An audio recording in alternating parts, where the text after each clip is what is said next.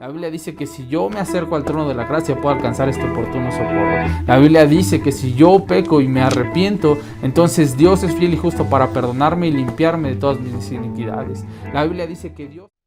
Hola, ¿qué tal? Bienvenidos a un mensaje más de domingo. Quiero decirte el día de hoy que Dios tiene algo preparado para ti. Así es, y aunque vamos a ver un tema que recurrentemente vemos que es la guerra, vas a ver que es importante porque si lo tocamos muchas veces de distintas maneras y viene tantas veces en la Biblia, debe tener un porqué. Es como cuando tu mamá te decía, apágale a los frijoles, y una y otra vez te decía y te mandaba mensajes, ya le apagaste los frijoles y esto y lo otro, o ya metiste la ropa y esto y lo otro, y una y otra vez te lo decía, una y otra vez te lo decía. ¿Por qué? Porque era importante meter la ropa para que no se mojara, era importante apagarle a los frijoles, ¿para qué? Para que estos no se quemaran y pudieran disfrutar de una buena comida.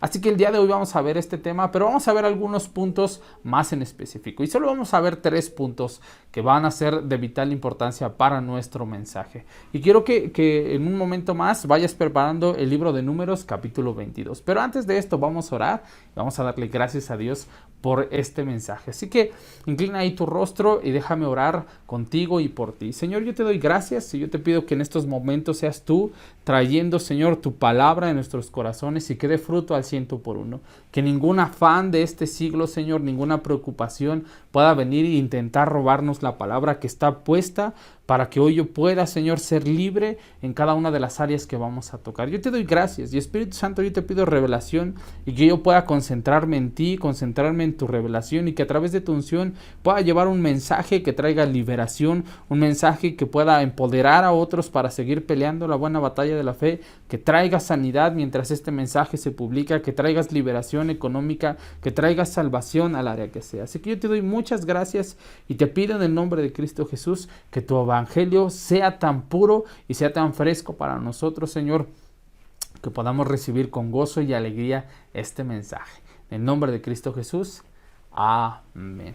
Y bueno, como te lo comenté, vamos al libro de Números, capítulo 22. Y te voy a parafrasear un poquito ciertas partes de esta historia porque son 3 capítulos donde ahí viene toda la historia, pero por cuestiones de tiempo y del mensaje que el Espíritu Santo nos quiere dar, bueno, vamos a ir tocando puntos importantes. Y el primer punto es en el capítulo 22 de Números, versículo del 1 al 6.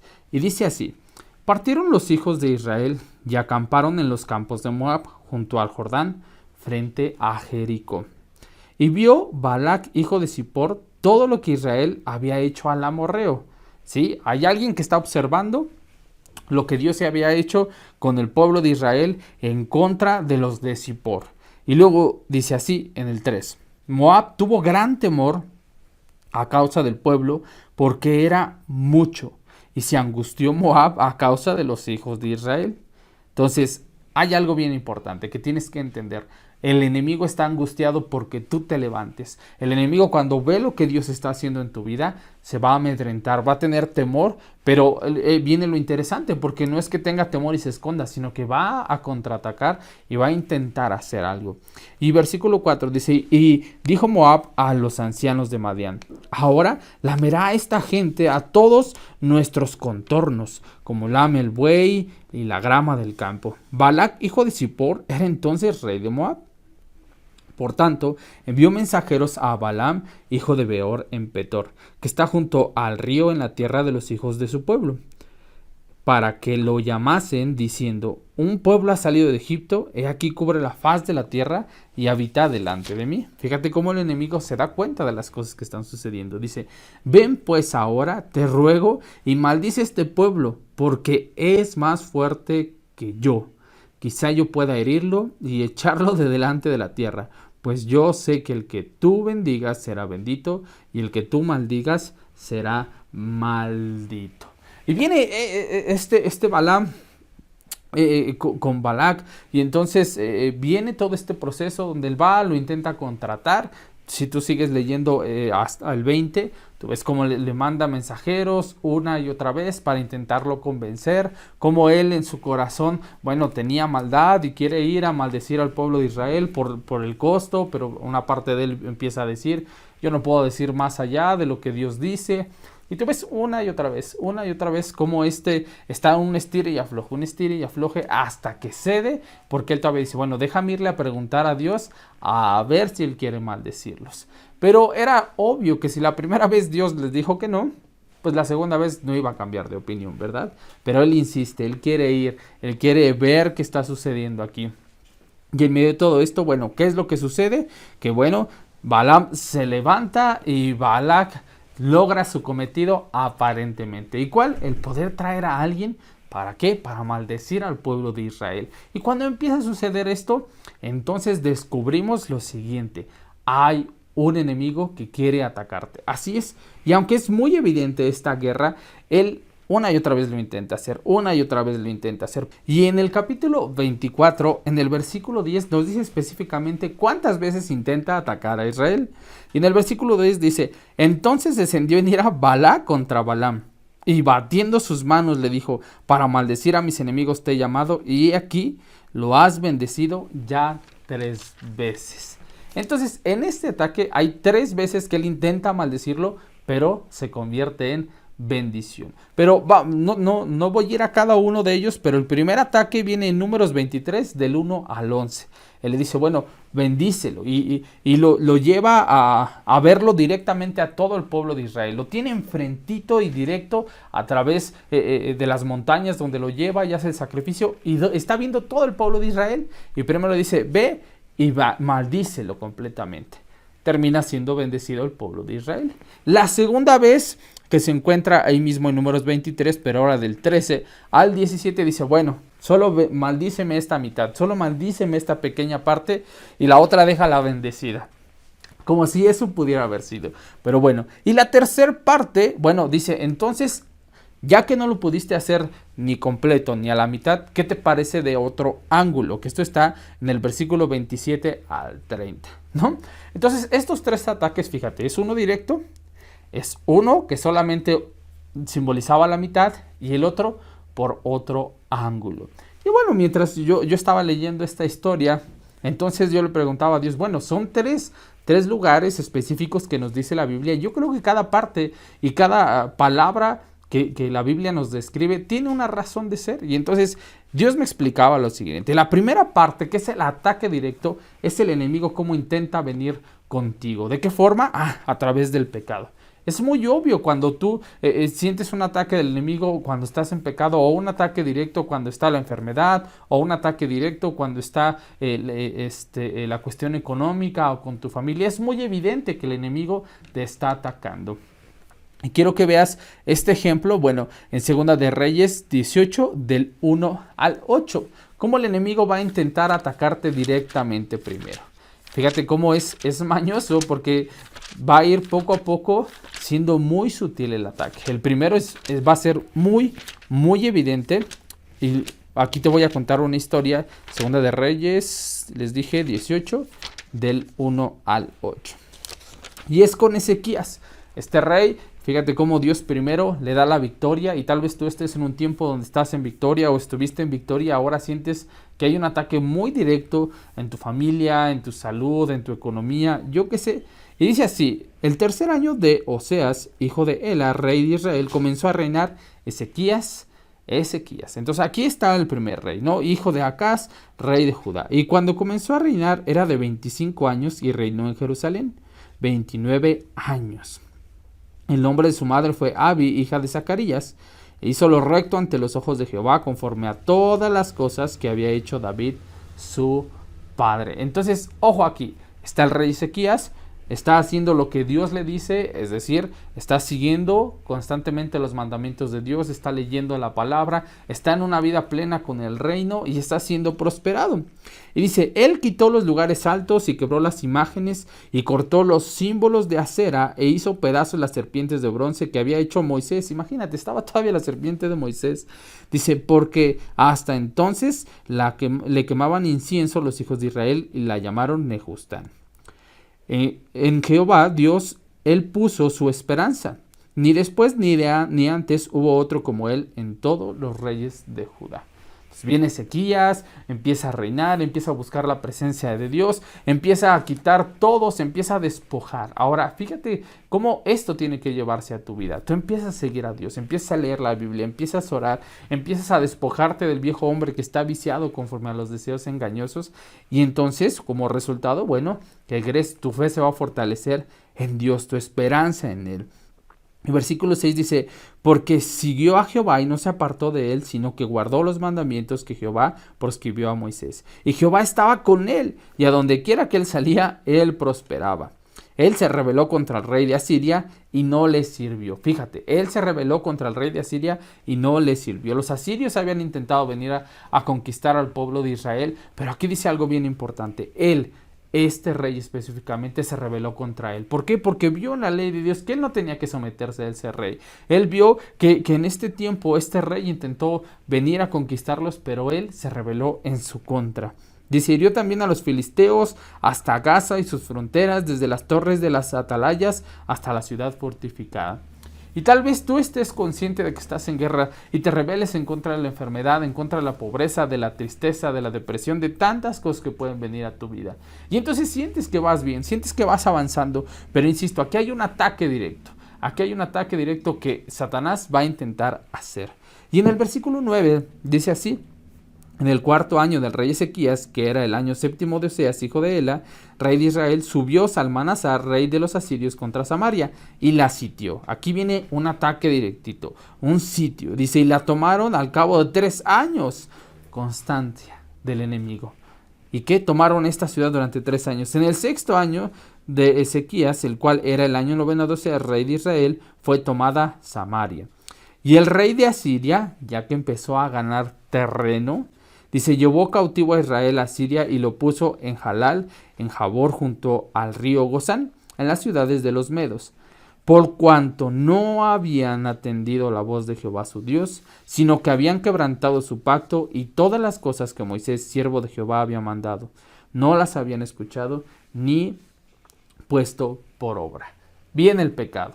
Viene el rey, intenta conquistarlos, está persistiendo una y otra vez y el pueblo de Israel cae. El pueblo de Israel peca. Y fíjate en el 13 lo que ocurre. Este rey Ezequías, que había estado en contra de esto, que se había despojado, que había seguido a Dios, algo diferente sucede.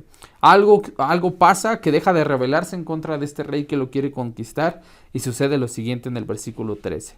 A los 14 años del rey Ezequías subió Sennacherib, rey de Asiria, contra todas las ciudades fortificadas de Judá y las tomó. Entonces Ezequías, rey de Judá, envió a decir al rey de Asiria que estaba en Laquis: yo he pecado, apártate de mí y haré todo lo que me impongas. Y el rey de Asiria impuso a Ezequías, rey de Judá, 300 talentos de plata y 30 talentos de oro. ¿Qué pasó aquí? Aquel rey que se había sublevado en contra de los asirios, aquel rey que había despojado al pueblo de Israel de sus idolatrías, aquel rey que estaba haciendo que todo el pueblo fuera restaurado en la bendición y estaba dándoles la palabra y que estaba edificando todo un pueblo. ¿Qué pasó? Dice, ¿qué crees? Pues yo he pecado. ¿Ya pequé? Pues ¿qué me queda? Pues sí, conquístame.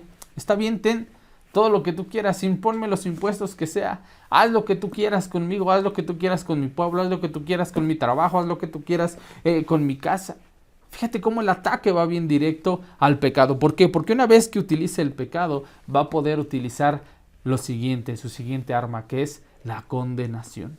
Así es. ¿Cómo tienes que estar peleando esta guerra? Bueno, primero consciente de que hay guerra. Eso es lo primerito que tienes que estar consciente una y otra vez, que cuando viene algo que no es bueno, agradable y perfecto, como la palabra de Dios lo dice, entonces es un ataque directo. Es un ataque que viene de Satanás a tu vida, a tu familia, en el área que sea. Y entonces si tú caes, si tú pecas, el enemigo lo va a ocupar. ¿Para qué? Para traer condenación. Para hacer que tú digas, pues bueno, pues, ¿sabes qué? Pues yo ya no quiero seguir, yo ya estoy bien aquí. Pues yo ya pequé, mira, entiendo, pues como pequé, pues sí, pues por eso me va mal en el trabajo, como pequé, pues sí, pues es obvio que mi familia se enferme, como pequé, pues es obvio que yo no tenga para poder vivir todos los días. No, espérate, este ataque es tan directo y tan sutil a la vez que tú necesitas estar atento una y otra vez. ¿A qué dice la palabra? La palabra dice en Primera de Juan que Él es fiel y justo, que si nosotros confesamos nuestros pecados, que si nosotros nos acercamos al trono de la gracia vamos a alcanzar oportuno socorro. Entonces, date cuenta, el primer ataque es directo, cara a cara. Así pasó con Balaam y Balac. Él lo lleva, le dice, hey, desde el monte maldícelo, directito el ataque. Pero si no caes en este ataque, ¿qué crees? Viene el siguiente ataque sutil. Dice, bueno, ahora entonces la mitad. Lo siguiente que va a ocupar el enemigo, ¿qué crees que es? La mentira. ¿Sí? ¿Y por qué pongo la mentira como el siguiente ataque que dice, bueno, solo la mitad, maldícemelos? Porque la mentira solo tiene que tener el 1% o el 0.1% para que sea mentira. ¿Sí me explico? Puede tener todo la verdad, pero decir, no, pero esto no. ¿Sí me explico? Entonces la mentira es este ataque sutil que empieza poco a poco. Te empieza a decir verdad. Bueno, pues sí pecaste. Y eso es la verdad, ¿no? Pudiste haber pecado en lo que sea, tomado algo que no te pertenecía, mentir, lo que sea. Y es verdad. La paga del pecado es muerte. Pero si tú te quedas hasta ahí, te quedas en la condenación. Si tú te quedas hasta ahí, no vas a salir adelante. Pero la siguiente mitad dice, pero la dádiva de Dios es vida eterna en Cristo Jesús, Señor nuestro. Entonces tú tienes que seguir adelante. ¿Cómo recibes esta dádiva? Pide perdón, arrepiéntete y vuelve a los brazos de papá. Y fíjate cómo en este segundo ataque, que es la mentira, bueno, te van a hacer creer que Dios es el que te castiga. Ahí mismo en 2 de Reyes 18, 24 y 25, fíjate cómo este rey de Asiria viene y le insiste, bueno, dame tu oro, dame tu plata, dame tus hijos y todo esto. Y empieza él a decirle, bueno, ¿acaso ustedes están confiando en el rey de Ezequías? ¿O acaso están confiando en Egipto? Les dice ese báculo que los va a estrellar. Y entonces dice, que el resto del rey Ezequías no los haga confiar en Dios. Pero en el versículo 24 en adelante, viene algo bien importante y sutil. Dice, está hablando el rey de Asiria. Dice, ¿cómo pues podrá resistir a un capitán, al menor de los siervos de mi señor? Aunque estés confiado en Egipto con sus carros y su gente de a caballo. O sea, le está diciendo, tú vas a poder. Y es lo que el enemigo te dice todos los días. Tú vas a poder en contra mía. Es más, dice, si yo te envío al más pequeño de mis demonios, no vas a poder contra él. Dice, porque estás confiando en el mundo. O sea, te condena primero y te dice, estás confiando en el mundo. Pues, si no pudiste con Dios, pues ahora imagínate si estás confiando en el mundo, que es lo que simboliza Egipto. Pero no se queda ahí. En el versículo 25 dice, ¿acaso he venido yo ahora sin Jehová a este lugar para destruirlos? Jehová me ha dicho, sube a esa tierra y destrúyela. ¡Qué mentiroso! ¿Sí me explico? Él ahora está diciendo, no, pues yo no vine por mi propia voluntad. Yo vine, ¿por qué? Pues porque Dios me está mandando. Yo he venido a través de lo que Dios me ha dicho. Y te lo voy a leer en la NTV. Te he estado leyendo todos en Reina Valera. Y en la NTV dice, es más, ¿crees que hemos invadido tu tierra sin la dirección del Señor? El Señor mismo nos dijo, ataquen esta tierra y destrúyanla. ¿Qué mentira tan mentirosa? Ahora, te está diciendo aquí muy directito algo que es muy que es tan sutil por causa de la condenación. Él viene y te dice, ¿sabes qué? Pues yo vengo aquí porque pues tú pecaste y la paga del pecado es muerte. Fíjate cómo ocupa la Biblia. Fíjate, yo he venido aquí con dirección de Dios, pues Él me dijo que tú cometiste pecado y por lo tanto pues yo vengo a destruir tu tierra, vengo a destruir y atacar a tu gente. Espérate, ahí está el segundo ángulo que tú tienes que bloquear. Ocupar el escudo de la fe y con la espada del Espíritu y destrozar toda mentira del enemigo.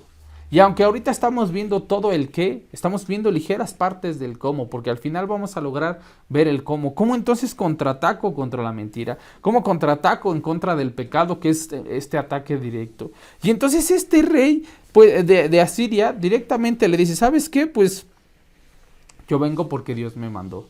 Yo vengo porque tú pecaste y pues eso es lo que te toca.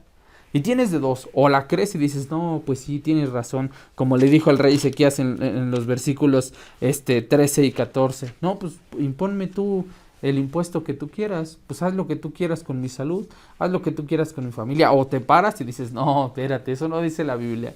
La Biblia dice que si yo me acerco al trono de la gracia puedo alcanzar este oportuno socorro. La Biblia dice que si yo peco y me arrepiento, entonces Dios es fiel y justo para perdonarme y limpiarme de todas mis iniquidades. La Biblia dice que Dios hará en mí aquello que Él le agrada por medio del pacto de la sangre de nuestro Señor Jesucristo. Y no es que te conformes con el pecado, y no es que estemos dando permiso para pecar. Eso jamás lo haremos y jamás lo diremos. Lo que te estamos dando es la salida que Dios provee a través de nuestro Señor Jesucristo por medio del nuevo pacto en la sangre de nuestro Señor Jesús, en el pago que ya se hizo de todos tus pecados. Entonces, vamos viendo dos ataques. Lo primero, bueno, consciente de la guerra. Y el primer ataque es directo, que es con el pecado y la condenación. Y el siguiente ataque es lo sutil, la mentira, diciéndote una parte de la palabra, diciéndote como no, pues sí, pero pues tienes que echarle ganas, pues sí es verdad, no, ayúdate que yo te ayudaré y échale ganitas si tú puedes, y no, sí confía en Dios, pero a Dios rogando y con el mazo dando, no, espérate, no, así no es la cosa, es todo con Dios, es todo con Dios y es todo con Dios.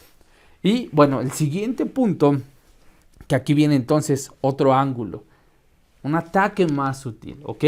No logró engañarte con el pecado, no logró engañarte con la condenación, no logró engañarte con la mentira. Ahora, ¿qué crees que va a querer hacer? Pues deprimirte, entristecerte. Está buscando otro ángulo que no sea tan obvio. Un ángulo donde tú digas, bueno, pues es que es normal que me sienta así porque pues han pasado tantas cosas. Es normal que me sienta así porque pues después de la guerra, tú sabes, ¿no? Cansado del camino y todo eso, y vengo aquí a que dejen de apoyar mi armadura y todo. No, espérate. Constantemente, tú tienes que entender que el enemigo no se va a detener. Aquí dice que durante 3 años estuvieron intentando conquistar esta tierra. 3 años estando ahí. ¿Qué ha pasado en tu vida? ¿Qué has dejado que te conquistaran después de todo un tiempo? A lo mejor empezaste a ver, pues solo fotos. A lo mejor empezaste ya ahora a voltear. Ahora empezaste a ver videos. O empezaste a conformarte, no, pues es que sí. Y empezaste a dejar de hacer tu lectura diaria, tu oración. Bueno, pues es que, pues Dios, tú me entiendes porque tengo mucha tarea. Dios, tú me entiendes porque pues tengo mucho trabajo y ya llego cansado. Y solo voy a leer un poquito el día de hoy. Solo voy a leer tantito. ¿Sí? Y vas una y otra vez. Y de repente te fuiste cayendo en ese pecado. ¿Por qué? Porque el enemigo va a ser persistente. El enemigo va a intentar durante 1, 2, 3, 4, 5 años. Él, déjame decirte que es persistente. Pero bueno, vámonos ahora sí a la siguiente, que era el ¿qué? El ataque de otro ángulo.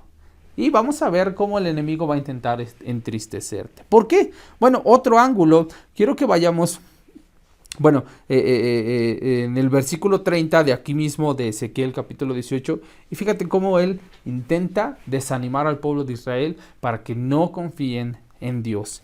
Y dice, el versículo 29, perdónenme, así ha dicho el rey, no os engañe Ezequías, porque no os podrá librar de mi mano. Fíjate, aquí él está mandando el mensaje del rey y los intenta desanimar. Dice, y no os haga Ezequías confiar en Jehová diciendo, ciertamente nos librará Jehová, y esta ciudad no será entregada en mano del rey de Asiria. No escuches a Ezequías, porque así dice el rey de Asiria, haced conmigo paz y salid a mí, y coma cada uno de su vid y su higuera, y beba cada uno de las aguas del pozo. Aquí el rey los intenta desanimar. El rey de Asiria intenta decirles, no los haga confiar, que no los haga estar plenos y plena confianza con Dios. No, dice él, déjenme decirles que ni siquiera lo escuchen. ¿Y por qué intenta venir el desánimo a tu vida? ¿Por qué intenta venir la tristeza a tu vida? Para eso, para que tú dejes de escuchar las promesas de Dios. Porque el desánimo, el estar con un alma triste, déjame decirte que te va robando poco a poco la energía. El estar triste, el estar desanimado, eso va a dejar y te va a poner cerilla espiritual para que tú no escuches la palabra de Dios. Por eso aquí le dice que no los haga confiar en Él ni lo escuchen. porque ese es el propósito del desánimo. Ese es un ángulo distinto. Ese es un ángulo que en ocasiones no tratamos y que decimos, bueno, pues es que solo estoy cansado, solo voy a ver la tele. No, espérate, o sea, estás ahí desanimado, ponte a leer, ponte a orar, ve con un amigo, vete caminando. Llévate tu guitarra, ponte tus audífonos, lo que sea, y sal de ese desánimo de una vez por todas. Porque fíjate lo que va a ocasionar este desánimo. Y el primer ejemplo, quiero que vayas al libro de Éxodo, capítulo 6, versículos 6 y 9. Y aquí es donde Moisés va y se presenta delante de Faraón, y como él viene la primera vez y dice, pues yo ni conozco a Dios, yo no sé ni de quién me hablas. Pero se me hace que ustedes solamente están de flojos, ustedes solamente ya no quieren hacer nada. Y viene el primer ataque y los carga con cosas, con trabajos. ¿Cuántas veces has estado demasiado cargado con tu trabajo, con tu escuela? No digo que no hagas tus responsabilidades, no estoy diciendo eso, pero sí que te sientes tan cargado que dejas al último leer la Biblia, que dejas al último orar, que dejas al último ver la prédica, que dejas ir al último ir a la congregación. Y entonces, no, pues es que tengo tantas cosas que hacer, y lo dejas tan al último que lees 2-3 versículos y te quedas todo dormido. Bueno, pues eso es un ataque muy sutil del enemigo para tu vida. Hazlo al revés y vas a ver los resultados. Y ahora sí, Éxodo capítulo 6, versículo del 6 al 9 dice: por tanto dirás a los hijos de Israel. O sea, aquí ya viene Moisés con el mensaje directo después de que se presenta delante de Faraón. Y dice, por tanto, dirás a los hijos de Israel, yo soy Jehová, y yo os sacaré de debajo de las tareas pesadas de Egipto. Ellos estaban siendo cargados con tantas tareas, y lo primero que Dios les dice, hey, diles que estén tranquilos, diles que yo los voy a sacar de esas tareas pesadas. Diles que yo los voy a librar de esta servidumbre. Diles que yo los voy a redimir con mi brazo extendido y con juicios grandes. Primero Dios les dice su necesidad. Dice, yo sé que ellos están cargados. Yo sé que estos están teniendo una y otra vez esta constante carga. Y ahorita que yo me presento, el enemigo intenta oprimirte más. Dice, yo sé, yo lo sé, te está diciendo Dios. Yo soy Jehová, yo soy tu Dios. Yo soy el que te voy a sacar de estas tareas pesadas. Yo soy aquel que te voy a librar de la servidumbre. Yo soy aquel que te voy a redimir. Yo soy aquel que con juicios grandes te voy a sacar de aquí, te está diciendo tu Padre Celestial. Y sigue diciendo, yo os tomaré por mi pueblo y seré vuestro Dios. Y vosotros sabréis que yo soy Jehová vuestro Dios. O sea, van a tener la certeza de que yo soy Jehová vuestro Dios, que os sacó de debajo de las tareas pesadas de Egipto. Y en el versículo 8 empieza lo interesante. Dice, y os meteré en la tierra por la cual alcé mi mano jurando que la daría a Abraham, a Isaac, a Jacob, y yo os daré por heredad, yo Jehová. Ellos no tenían un lugar donde habitar, no tenían una nación suya, estaban caminando de un lugar para otro, desde Abraham ellos no tenían un lugar, ellos andaban errantes de aquí para allá. Y entonces de repente sucede algo, Dios les da la promesa de la libertad, pero también les da la promesa de un sueño de ellos tener un lugar, de ellos tener una tierra donde habitar, una tierra donde construir sus casas, sus hogares. Y era algo tan impresionante porque es Dios el que se les presenta. Es Dios que a pesar de que ellos no le buscaron, Dios viene y les dice, yo los estoy buscando, yo los voy a libertar, yo les voy a dar la promesa que les hice a sus padres. Y yo pienso que era un momento donde ellos tenían que estar alegres, un momento donde ellos tenían que saltar, que gritar y decir, sí, gloria a Dios, bueno, gloria a Jehová si quieres, ¿no? Gloria en el nombre de Jesús. Bueno, todavía no estaba Jesús, pero yo lo hubiera dicho, ¿sí? Y entonces aquí tú ves cómo ellos estaban acongojados y fíjate su respuesta. De esta manera habló Moisés a los hijos de Israel, pero ellos no escuchaban a Moisés a causa de la congoja de espíritu. ¿Ves por qué vemos en el libro de Reyes que él decía, no escuchen, no lo escuchen? Ellos se lo que quería el rey de Asiria era acongojar su corazón, acongojar su espíritu, acongojar su alma, para que ellos no escucharan la palabra de Dios. Porque lo vuelvo a leer, dice, pero ellos no escuchaban a Moisés a causa de la congoja de espíritu y de la dura servidumbre. Ellos no escuchaban la palabra de Dios. Cuando el enemigo logra entristecer tu corazón, cuando el enemigo logra deprimirte, algo va a suceder. Y eso es una sordera espiritual. ¿Por qué? Porque vas a estar pensando, es que la renta, es que esto, es que lo otro, es que tengo que hacer tantas tareas, es que tengo tanto trabajo, y no le das prioridad a la palabra. Y la Biblia es muy clara. Busca primeramente el reino de Dios, su justicia, y todo lo demás te será añadido. Pero el enemigo intenta meterte cargas. Si tú ves en la parábola del sembrador, cuando el sembrador salió a sembrar, parte de ella cuando dice, bueno, viene el enemigo y a causa de todo lo que hay en este mundo, entonces viene la tribulación, viene la angustia, vienen los afanes de este siglo. ¿Qué crees? Viene el enemigo y quita la semilla. ¿Por qué? Porque no estás escuchando las promesas de tu Padre. Era una promesa que tanto estaban esperando ellos desde hace años. Era una promesa que estaba a punto de cumplirse. Era una promesa de ver la mano poderosa del Señor sacando al pueblo de Israel. Pero a causa de la congoja de espíritu y de la dura servidumbre, no lograron verlo. No lograron estar atentos a eso. Y quiero ponerte otro ejemplo que está en el libro de Lucas, capítulo 22, donde vas a encontrar otro momento que está Jesús con sus discípulos. Y entonces ahí en Lucas 22 sucede algo igual bien interesante, donde descubrimos que la tristeza te quita igual energía y te roba la palabra de Dios. Y en el capítulo 22, versículo 39, aquí está, Jesús está a punto de orar en el Getsemaní. Dice, y saliendo se fue, como solía, al monte de los olivos, y sus discípulos también lo siguieron. Cuando llegó a aquel lugar, les dijo, orad, que no entres en tentación. Fíjate, ora para que no entres en tentación. ¿Sí? Y él se apartó de ellos a distancia como de un tiro de piedra, y puesto de rodillas oró diciendo, Padre, si quieres pasa de mí esta copa, pero no se haga mi voluntad sino la tuya. Y se le apareció un ángel del cielo para fortalecerlo. Y estando en agonía, oraba más intensamente, y era su sudor como grandes gotas de sangre que caían hasta la tierra. Y cuando se levantó de la oración y vino a sus discípulos, los halló durmiendo a causa de la tristeza. ¿Por qué dormían ellos? No porque estaban cansados, no porque habían ido a predicar, no porque constantemente estaban subiendo cerros, bajando cerros, yendo de un lugar para otro, no estaban cansados de remar. No. Ellos estaban durmiendo a causa de la tristeza. Y esto es bien importante que lo entiendas, porque muchas veces dices, ay, es que estoy muy cansado, es que no sé por qué, pero realmente es que puedes estar triste, realmente es que puede intentar un ataque de Satanás estar ahí, atacando tu corazón, acongojándolo como lo vimos en Éxodo. ¿Para qué? Para que no escuches la palabra de Dios. ¿Para qué? Para que no estés atento y confíes, porque si lo haces va a suceder lo contrario. Va a ser como Jesús, él fue a orar y fue fortalecido con un ángel del cielo, fue fortalecido con la palabra de Dios. Y él estaba en un punto muy importante y decisivo. Y él no se fue a la cruz temiendo, no, él se fue en victoria viéndote, como lo dice la Biblia. Por el gozo puesto delante de él, él menospreció la cruz, dices, no sufrió lo oprobio de los demás. ¿Por qué? Porque te estaba viendo a ti, porque te estaba viendo a mí.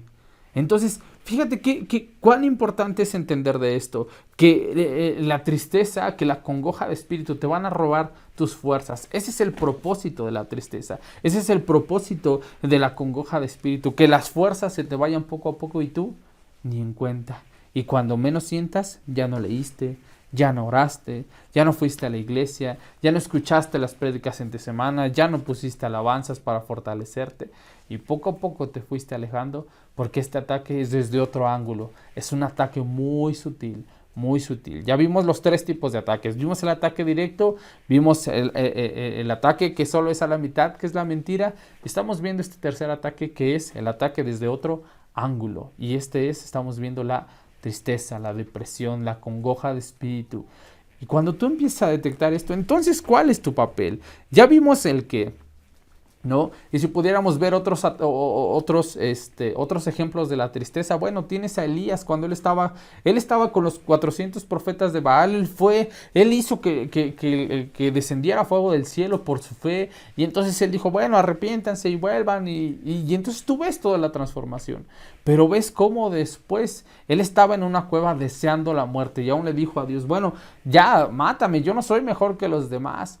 Tú ves cómo la tristeza también te causa la muerte, pensamientos de muerte. Entonces tú tienes que tener cuidado con esta área.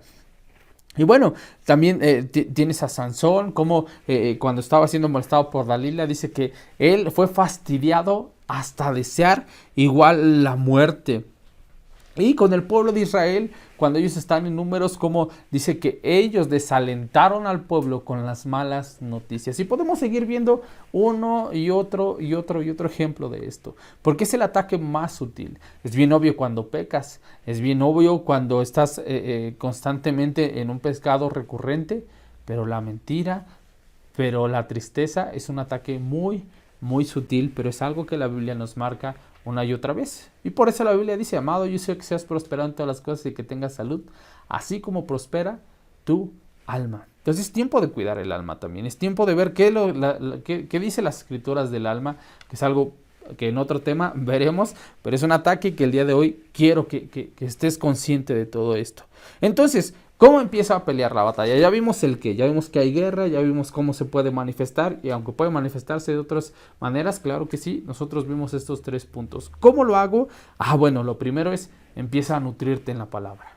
Necesitas fuerza, ¿sí? Cuando tú vas a correr un maratón, necesitas nutrirte bien. Cuando tú vas a tener una jornada larga de trabajo, pues necesitas nutrirte bien, necesitas antes descansar bien y todo. Y entonces, cuando tú vas a pelear, necesitas estar bien nutrido. Tú no vas a ir a la guerra desnutrido, ¿sí? Yo no sé en otros países, pero bueno, aquí en México pues hay unas reglas para poder entrar al servicio militar y para ver si eres apto o no apto para poder ir a la guerra. Y uno de ellos pues es que no estés desnutrido, ¿sí me explico? ¿Por qué? Pues porque tú no le sirves al ejército si tú estás desnutrido. Y cuando tú vas a pelear una guerra necesitas estar bien nutrido. Vamos a 1 Timoteo 4, del 6 al 8. Este es Nuevo Testamento. Entonces 1 Timoteo está 4 al 6 al 8. Fíjate cómo dice. Dice en el 6, dice: si esto enseñas a los hermanos, está hablando de la sana doctrina, está hablando de la oración, de que se santifiquen y todo esto. Dice: si esto enseñas, serás un buen ministro de Jesucristo, nutrido con las palabras de la fe y de la buena doctrina. Serás un buen ministro nutrido con la palabra de fe. Nutrido con esto. Primero nútrete con la palabra. Primero nútrete con todo esto. Dice: y entonces vas a desechar las fábulas, vas a ejercitarte en la piedad. Dice: porque el ejercicio corporal para poco es provechoso, pero la piedad para todo aprovecha, pues tiene promesa de esta vida presente y de la vida eterna. Entonces, primero nútrete en la palabra. Empiézate a nutrir una y otra vez. Búscalo de día y de noche. Y bueno, el famosísimo Josué 1:8, que este es casi la bandera, el estandarte de los ministerios palabra de honor, y sobre todo pues debería ser el tuyo todos los días de tu vida. Y Josué 1:8 me encanta porque Dios manda a Josué a conquistar toda una tierra, pero no le dice capacita a tus ejércitos, no le dice mira, esta es la estrategia, entonces tú vas a entrenar todos los días a tu ejército para que el día que tú estés enfrente de ellos, tú no te canses y puedas destruirlos. No.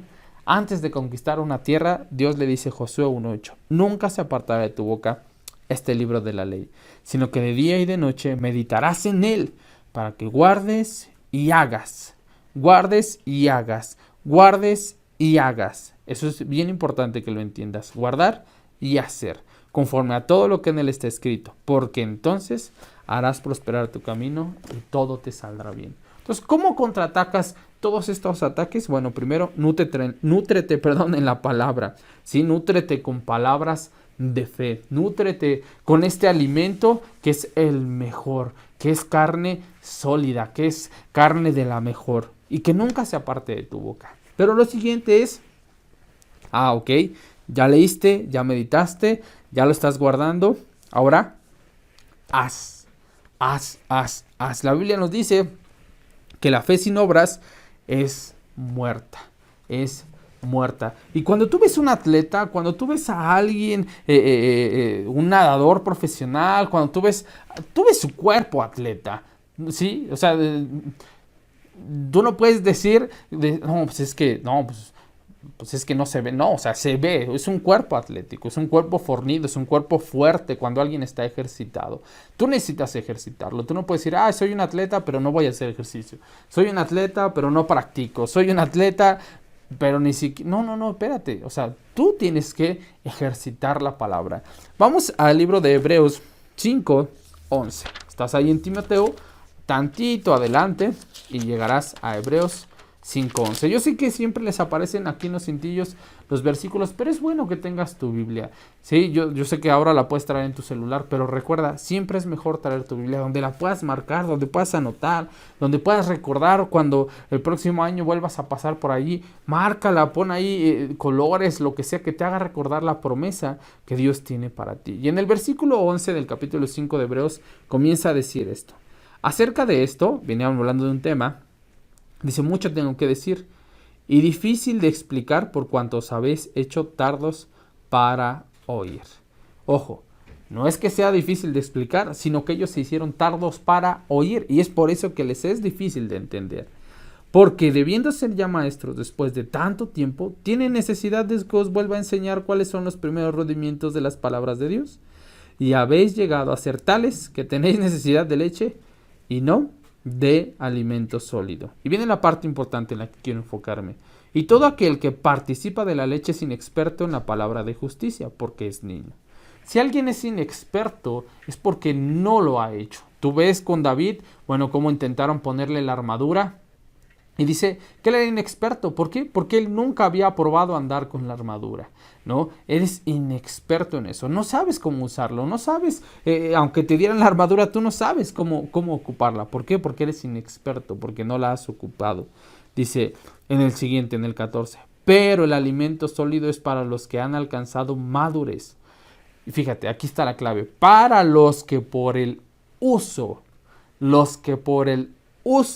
tienen los sentidos ejercitados en el discernimiento del bien y el mal. Ya tienes la palabra, ya te ejercitaste, ya una y otra vez estuviste leyendo, estuviste meditando todos los días, lo estás logrando, estás escuchando prédicas, estás escuchando alabanzas, qué bueno.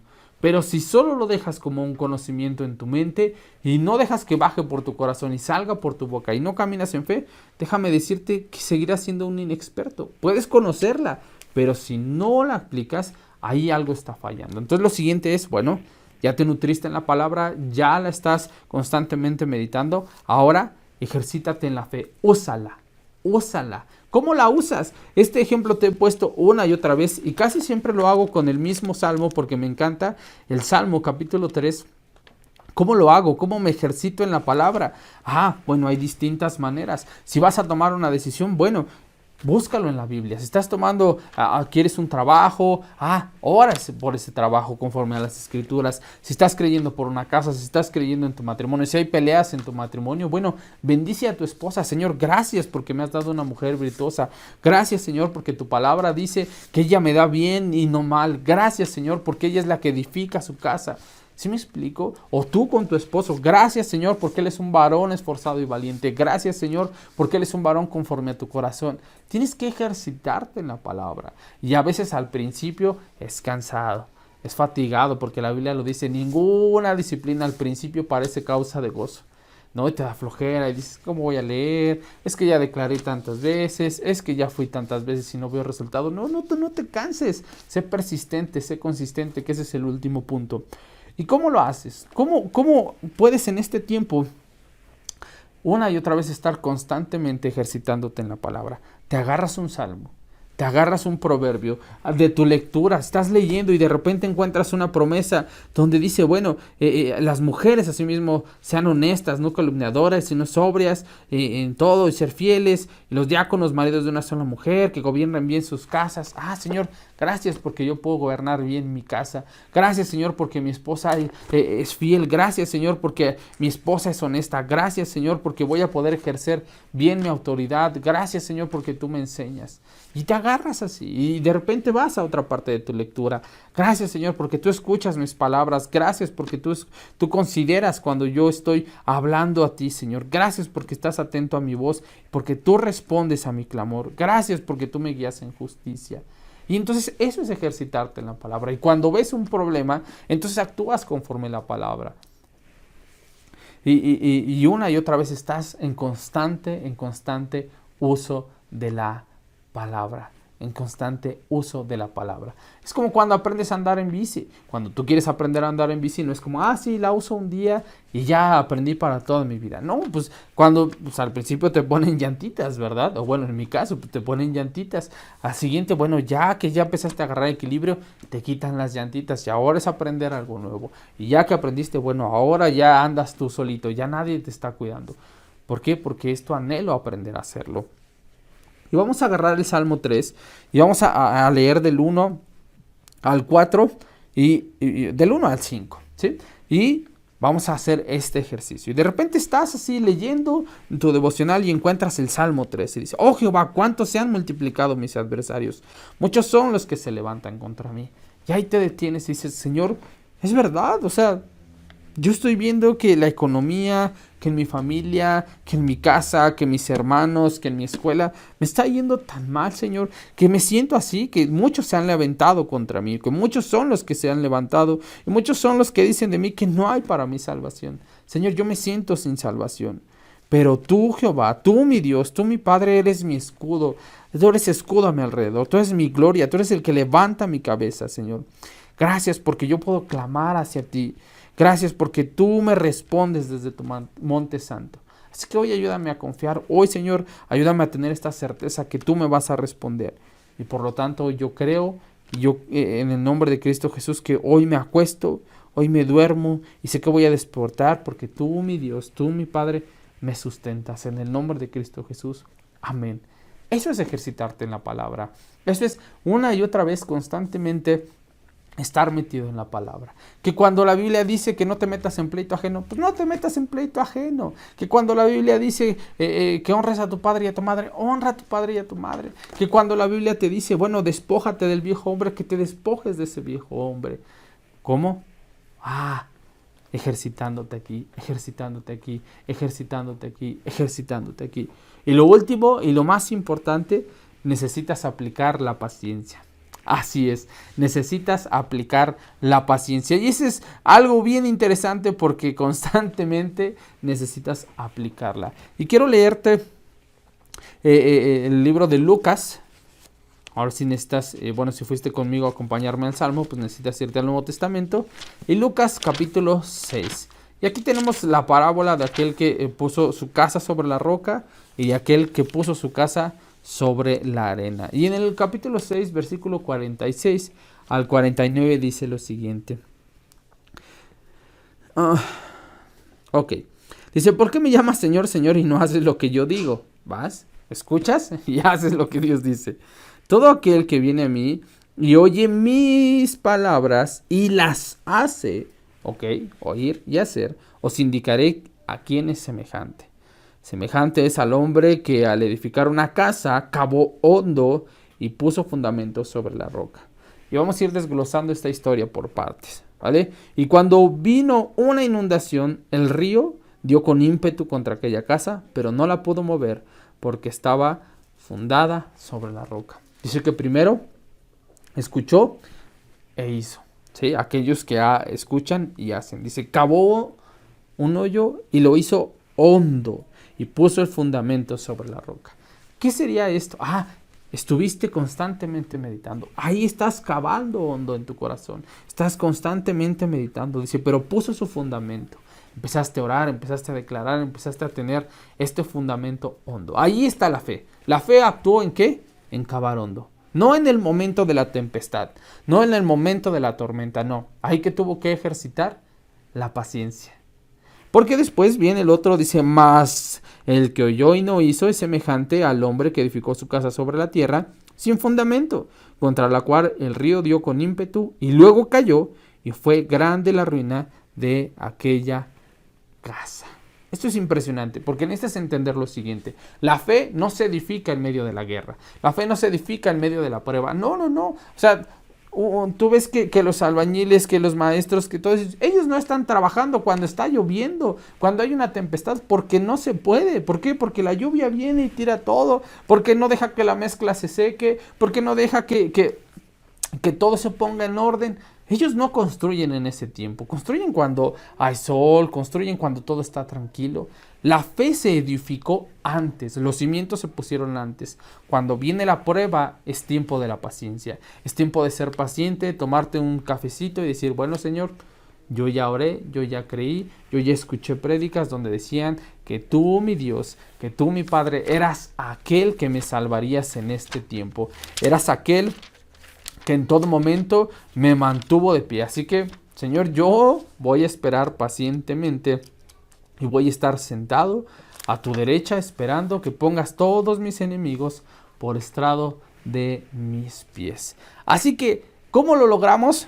Nútrete, ejercítate en la fe y aplica la paciencia. Esos 3 puntos son bien importantes.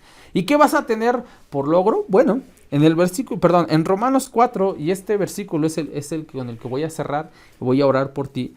Romanos 4, en el versículo 18, tú ves cómo Dios, está resumiendo aquí Dios la historia cuando le promete a Abraham tener un hijo. Y en el versículo 18 dice, él creyó en esperanza contra esperanza. En esta guerra hay una esperanza contra esperanza. El enemigo diciéndote como al rey Ezequías, yo vengo en contra tuya. Es más, yo vengo porque Dios me mandó a atacarte. Yo vengo porque te voy a destruir porque Dios me mandó. Y aquí viene, esperanza contra esperanza. Dice, para llegar a ser padre de mucha gente, conforme a lo que se le había dicho. ¿Ves? Hay algo que Dios te prometió, hay una constante promesa que Dios tiene en tu corazón. Pero va a venir el enemigo con guerra y te va a decir, no puedes, no lo vas a lograr. Va a intentar por un lado directamente con el pecado, después con la mentira y después va a intentar atacar tu alma. Dice, y no se debilitó la fe de Abraham al considerar su cuerpo, que estaba ya como muerto, siendo de casi 100 años o la esterilidad de la matriz de Sara. Cuando tú hagas esta parte de nutrirte en la palabra, ejercitarte y entonces aplicar la paciencia, tú vas a ser como este Abraham que nos muestra la Biblia. No te vas a debilitar. Ay, que es que ya debes un mes de renta. Yo sé que la Biblia dice que si yo tengo a mi Señor, todo lo tengo suplido. Que si yo busco el reino de Dios y su justicia, todo lo demás me será añadido. Es que te van a correr, es que esto. Yo no voy a considerar nada de eso, porque yo no tendré temor de malas noticias, porque mi corazón está confiado. Y sigue diciendo, tampoco dudó por incredulidad de la promesa de Dios, sino que se fortaleció dando gloria a Dios. Aquí te resumo todo el mensaje que estábamos viendo. Fortalécete en la palabra, da gloria a Dios por todo lo que está sucediendo. Señor, gracias, porque yo no voy a dudar por lo que estoy viendo, sino que me voy a fortalecer en tu palabra. En aquella palabra donde dice que tú eres mi pastor y nada me va a faltar. En aquella palabra donde dice que tú, mi Dios, estás conmigo. Así que en el nombre de Cristo Jesús, yo te doy gracias, Señor. Y luego dice, plenamente convencido de que era también poderoso para hacer todo lo que había prometido. Por lo cual, también su fe le fue contada por justicia. Así que déjame decirte esto, si tú haces esto que viene aquí en la palabra, entonces vas a terminar así. Tu fe te es contada por justicia. Y bueno, ¿sabes lo que sucedió con él? Él recibió la promesa, él vivió el milagro de ver lo que Dios le había dicho en Génesis 12. ¿Qué? Pues que él iba a ser de padre de multitudes, que las naciones iban a ser bendecidas a través de lo que Dios iba a hacer. Así que el día de hoy, recuerda, nútrete con la palabra, ejercítate en la fe y por lo tanto, sé paciente y espera tu milagro. Déjame orar por ti que nos estás viendo por primera vez. Déjame decirte que todo esto que estamos diciendo el día de hoy tú lo puedes obtener.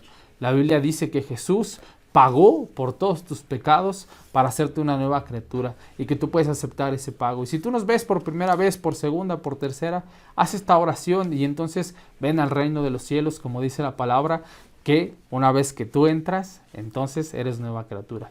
Déjame orar por ti y ahí donde estás, repite conmigo esta oración y te voy a terminar igual orando por ti. Y di conmigo, Señor Jesús, yo te pido perdón, Señor, por todos los pecados que he cometido. Hoy veo y entiendo que tu palabra dice que tú eres fiel y justo para perdonarlos. Pero también veo, Señor, que si yo te confieso como mi Señor, como mi Salvador, yo seré salvo. Hoy digo sí, acepto a ese sacrificio que hiciste por mí en la cruz.